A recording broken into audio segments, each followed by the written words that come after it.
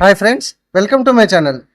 మన ఇంటికి వచ్చి బిఎల్ఓ వీళ్ళందరూ వచ్చేసి మనకి ఎవరికైతే ఓట్స్ ఉంటాయో ఇంట్లో అందరికీ ఇట్లాంటి ఫామ్స్ ఇవ్వడం అయితే జరిగింది, అవునా కదా? మరి ఈ ఫామ్ ఫిల్అప్ చేసేటప్పుడు ఈ రెండు సెక్షన్లు, ఇదొక సెక్షన్ చాలామందికి అర్థం కావట్లేదు అని అంటున్నారు. ఓకే, సో కట్టే కొట్టే తెచ్చే ఈ మూడు పద్ధతులలో సింపుల్గా చెప్తా, ఇవి అర్థమయ్యే విధంగా. సో కాబట్టి ఈ వీడియో నచ్చితే మాత్రం ఒక చిన్న లైక్ చేయండి. ఇట్లాంటి లేటెస్ట్ అండ్ ఇన్ఫర్మేషన్ వీడియోస్ కోసం మన ఛానల్ని ప్లీజ్ లైక్ చేసి సబ్స్క్రైబ్ చేయడం మాత్రం అంతకన్నా మర్చిపోకండి. ఇదిగోండి, ఇట్లాంటి ఫామ్ అనేది మనకు బిఎల్ఓ ఇచ్చారు. అయితే ఈ ఈ ఫామ్ కూడా మనం కరెక్ట్ ఫిలప్ చేయకపోతే మన ఓటర్ ఐడి కూడా పోయే అవకాశం ఉంటుంది. కాబట్టి కరెక్ట్గా ఫిలప్ చేయండి.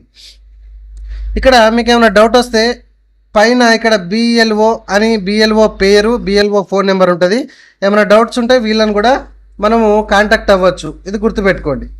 ఇక్కడ చూడండి, ఫస్ట్ బాక్స్లో మీ పేరు రావడం, ఆల్రెడీ ముద్రించి రావడం అయితే జరిగింది, రీప్రింటెడ్. ఓకే, ఆల్రెడీ ప్రింట్అవుట్ రావడం అయితే జరిగింది. మీ యొక్క క్రమ సంఖ్య, మీ యొక్క పోలింగ్ బూత్ ఎక్కడ ఉంది, మీ యొక్క జిల్లా, మీ యొక్క రాష్ట్రం, మీ యొక్క నియోజకవర్గం ఏంటి అనేది మొత్తం కూడా ఇక్కడ రావడం అయితే జరిగింది. ఇక్కడ మీ ఆన్లైన్లో మీ యొక్క ఫోటో ఏ విధంగా ఉందో అది వచ్చింది. అండ్ ఇక్కడ ప్రస్తుతానికైతే మీ యొక్క ఫోటో బ్యాక్గ్రౌండ్ వైట్ ఉన్నటువంటి ఫోటో, చెవులు కరెక్ట్గా కనబడేటట్టు ఉన్నటువంటి ఫోటో ఇక్కడ ఒకటి రీసెంట్గా అతుకు పెట్టాలి. ఇక్కడి వరకు ఒక పాటు మీకు సింపుల్గా అర్థమయ్యేటట్టు చెప్తా. ఇక్కడ చూడండి, ఇక్కడి నుంచి ఇక్కడికి ఒక బాక్స్ కనబడుతుంది కదా, ఈ బాక్స్ ఫస్ట్ ఫిల్అప్ చేయండి మర్చిపోకుండా. ఇక్కడ ఏమంటున్నాడు, పుట్టిన తేదీ అంటున్నాడు, అంటే డేట్ ఆఫ్ బర్త్. ఈ బాక్స్లో డేటు, మంత్, ఇయర్ కరెక్ట్గా రాయండి. మీ యొక్క ఆధార్ నెంబర్, ఇది ఆప్షన్, ఆధార్ కార్డ్ నెంబరు అని ఐచ్ఛికమని ఇచ్చిండు. కాకపోతే ప్రతి ఒక్కరికి ఆధార్ నెంబర్ అయితే ఇవ్వడం అయితే జరిగింది కదా, సో ఇస్తే ఇవ్వచ్చు, మీ ఇష్టం. తర్వాత mobile number, permanent mobile number అయితే ఇవ్వండి.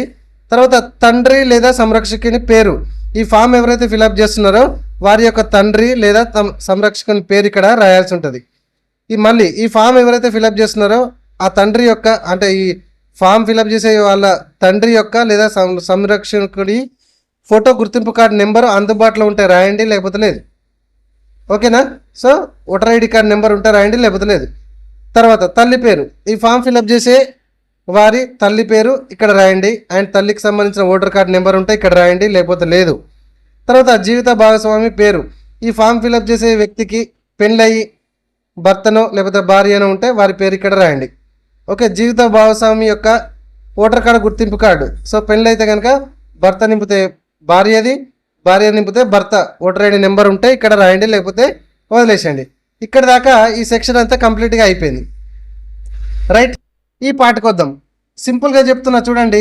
ఈ పార్ట్ ఏమున్నది, 2002 గత ఎస్ఐఆర్ యొక్క ఓటర్ల జాబితాలో మీ వివరాలు ఉంటే ఇవి ఫిలప్ చేయండి, లేకపోతే వదిలేసేయండి.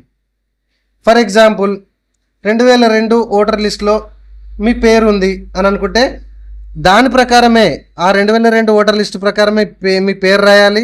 మీ యొక్క గుర్తింపు కార్డు అప్పుడు ఉంటే రాయండి, ఆ ఓటర్ కార్డు నెంబర్ ఇక్కడ, లేకపోతే వదిలేసేయండి.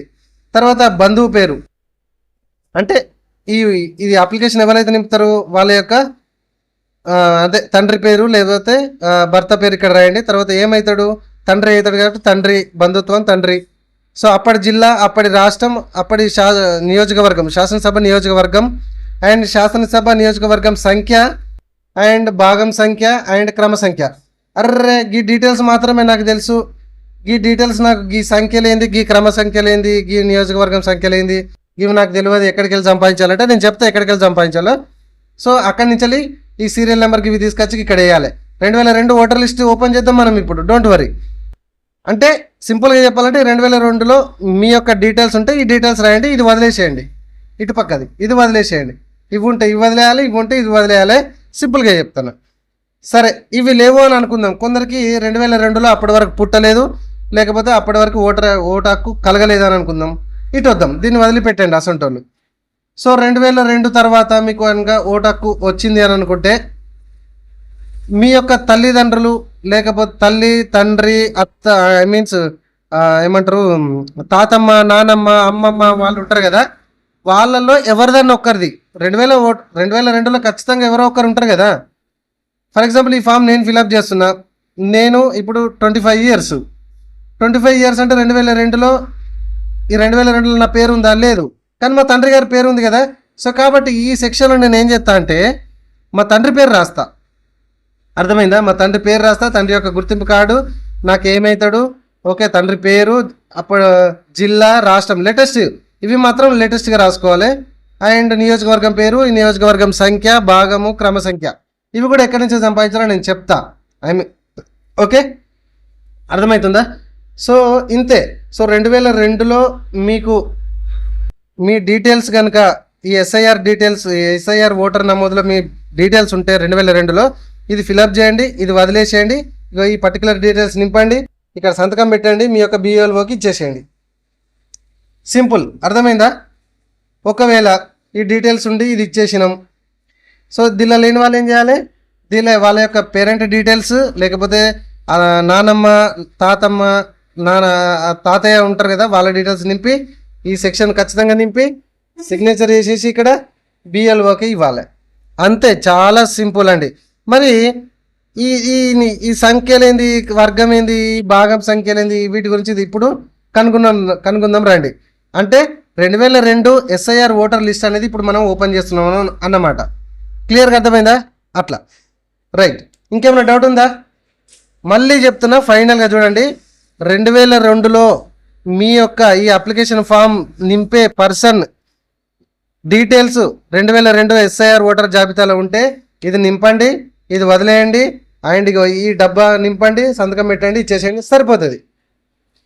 2002లో నాకు ఓటు హక్కు లేదు, 2002లో తర్వాత నాకు ఓటు హక్కు వచ్చింది అని అనుకుంటే ఇక్కడ పేరెంట్ డీటెయిల్స్ నింపండి. ఆ పేరెంట్ సంబంధించి ఇక్కడ క్రమ సంఖ్య, భాగం సంఖ్య, నియోజకవర్గం సంఖ్య ఇక్కడ వేయండి, ఇక్కడ పర్టికులర్ డీటెయిల్స్ రాయండి, ఇక్కడ సిగ్నేచర్ చేయండి, BLOకి ఇవ్వండి. ఇది ఇంట్లో ఎవరైనా ఫిలప్ చేసి BLO గారికి ఇవ్వచ్చు. ఇది గుర్తుపెట్టుకోండి. ఇది ఎందుకు నింపుతున్నారు అసలు అంటే మనందరికి తెలుసు, డూప్లికేట్ ఓటర్ కార్డులు తొలగించడానికి అండ్ మనము మన ఇండియన్ పౌరులమని నిరూపించుకోవడానికి అని నేను అనుకుంటున్నా. కాబట్టి ఇంతే, ఇది ఫామ్ ఫిలప్ చేయడం ఇంతే, చాలా సింపుల్. ఇదిగోండి ఫ్రెండ్స్, ఇందాక మనం క్రమ సంఖ్య, భాగం సంఖ్య, లేకపోతే నియోజకవర్గం నెంబర్ సంఖ్య ఇవన్నీ కావాలనుకుంటే ఈ వెబ్సైట్కి రావాలి. ఈ వెబ్సైట్ లింక్ కింద డిస్క్రిప్షన్లో ఇస్తాను. అయితే ఇందులో మీరు లాగిన్ కావాలి. ఇక్కడ సైన్ అప్, లాగిన్ అనే ఆప్షన్ ఉంటుంది. ఇందులో మీ ఫోన్ నెంబరుతోనే లాగిన్ అవ్వాలి. మీ ఫోన్ నెంబర్ సైన్ అప్ మీద క్లిక్ చేస్తే, దీని అకౌంట్ లేకపోతే సైన్ అప్ మీద క్లిక్ చేసేసి ఇక్కడ సైన్ అప్ అనే ఆప్షన్ ఉంటుంది. సైన్ అప్ మీద క్లిక్ చేస్తే మీ మొబైల్ నెంబర్ అంటే అడుగుతుంది, తర్వాత OTP వస్తుంది, మీ యొక్క పేరును సెట్ చేసుకుంటే లాగిన్ అయిపోతుంది. మళ్ళీ లాగిన్ కండి. సో ఇక్కడ చూడండి, search your name in last SIR అని కనబడుతుంది. దీని మీద క్లిక్ చేయాలి. సో దీని మీద క్లిక్ చేస్తే కనుక మీకు ఈ విధంగా నెక్స్ట్ పోర్టల్ అయితే రావడం అయితే జరుగుతుంది.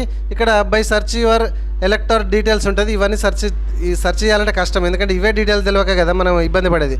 కాబట్టి ఇక్కడ చూడండి, సర్చ్ ఇన్ లాస్ట్ ఎస్ఐఆర్ ఈ రోల్. ఓకే, లాస్ట్ ఎస్ఐఆర్లో మన యొక్క డీటెయిల్స్ చూడండి. స్టేట్, మన స్టేట్ ఏంది, మీ స్టేట్ సెలెక్షన్ చేసుకోండి. ఇట్లా స్టేట్ సెలెక్షన్ చేసుకుంటే మీ యొక్క డిస్టిక్ పాత లెక్క ప్రకారం అడుగుతుంది. మీ యొక్క డిస్టిక్ ఏదో సెలెక్షన్ చేసుకోండి. మీ యొక్క నియోజకవర్గం, అసెంబ్లీ, కాన్స్టిట్యుయెన్సీ, సో అప్పటి లెక్క ప్రకారం ఏందో అనేది సెలెక్షన్ చేసుకోండి. తర్వాత polling station number and name. So ఇక్కడ మీ యొక్క polling station number and name ఏంటిదో సెలెక్షన్ చేసుకోండి. ఫర్ ఎగ్జాంపుల్ ఇప్పుడు కరీంనగర్ ఉందండి. కరీంనగర్లో చాలా రకాలుగా ఉన్నాయి. ఇక్కడ ఫర్ ఎగ్జాంపుల్ చూస్తే కరీంనగర్ ఎక్కడ స్టార్ట్ అయింది, 43వ సీరియల్ నెంబర్ నుంచి స్టార్ట్ అయిందంటే నా సామిరంగా ఇగో ఇక్కడ దాకా. అంటే ఇవన్నీ హౌస్ నెంబర్ ప్రకారం ఉంటాయండి. ఫర్ ఎగ్జాంపుల్ ఇక్కడ చూడండి 145 సీరియల్ నెంబర్ ఉన్నది. సో ఇక్కడ V1 క్లిక్ చేసిన దీనికి ఈ 145 సీరియల్ నెంబర్ సిరీస్కి సంబంధించి ఇందులో ఇగో మీ యొక్క నియోజకవర్గం నేమ్ అండ్ సిరీస్ క్రమ సంఖ్య ఉన్నది. అండ్ ఇక్కడ పోలింగ్ స్టేషన్ నెంబర్ ఉన్నది. ఇగో ఇక్కడ సీరియల్ నెంబర్ ఉన్నది, PS నెంబర్ ఉన్నది.